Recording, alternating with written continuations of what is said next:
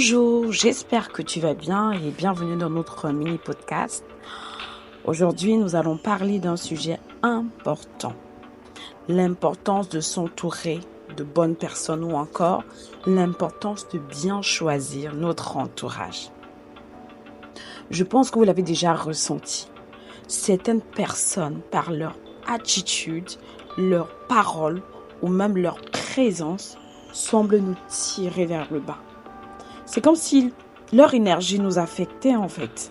Ça nous épuise parfois, ça nous démoralise même. À l'inverse, il y a d'autres personnes qui arrivent à illuminer nos journées, qui arrivent à nous booster, nous inspirer, nous donner le meilleur de nous-mêmes. Il y a un adage qui dit « Dis-moi avec qui tu marches, je te dirai qui tu es ».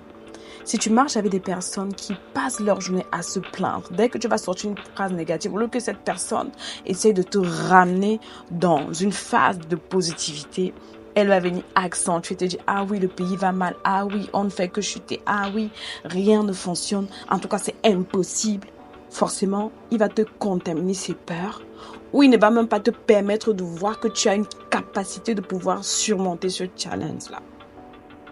Pourtant, il faut savoir que les gens qui nous environnent jouent un rôle essentiel dans ce que nous devenons. Ce n'est pas seulement un effet miroir, mais aussi ça a un impact direct sur notre bien-être mental et émotionnel. Il suffit que quelqu'un vienne, au lieu de t'encourager, passe le temps à bavarder, te critiquer sur ce que tu fais. Et tu imagines, tu passes toute la semaine avec ce type de personne. Forcément, à la fin, tu vas te retrouver aussi en train de critiquer comme les autres. Mais dès lors que tu arrives à discerner ce type de personne, trouve une manière, soit d'éloigner cette personne de toi, pas la personne en elle-même, mais son attitude négative, soit de l'amener à comprendre qu'il est très négatif, mais est-ce qu'il peut, ou le pousser à de temps en temps avoir une vision plus positive des choses. Ça pourra t'aider. Les relations humaines influencent vraiment notre perception de la vie. Et cette personne négative peut s'aimer le doute, l'anxiété, parfois même la colère. Parfois, elle peut même nous convaincre consciemment ou inconsciemment que nous ne sommes pas assez bons, que nos rêves sont irréalisables. Tu as un projet, tu montres la personne te dit « Ah !» Tu fais comme si on n'a jamais vu ça. Ou tu veux lancer un business, la personne te dit « Ah, il n'y aura jamais de client. » Ah, bon, je te dis aujourd'hui que quel qu'en soit ce que tu démarres comme activité, il y aura toujours un client approprié pour toi. Comment se préserver de cette influence? Comme j'ai dit tout à l'heure, il faut savoir reconnaître ces énergies négatives et évaluer l'impact qu'elles ont sur nous.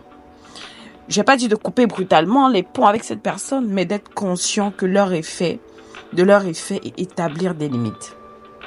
Il faut aussi activement choisir de s'entourer de bonnes personnes positives qui nous inspirent et nous progressent à évolution.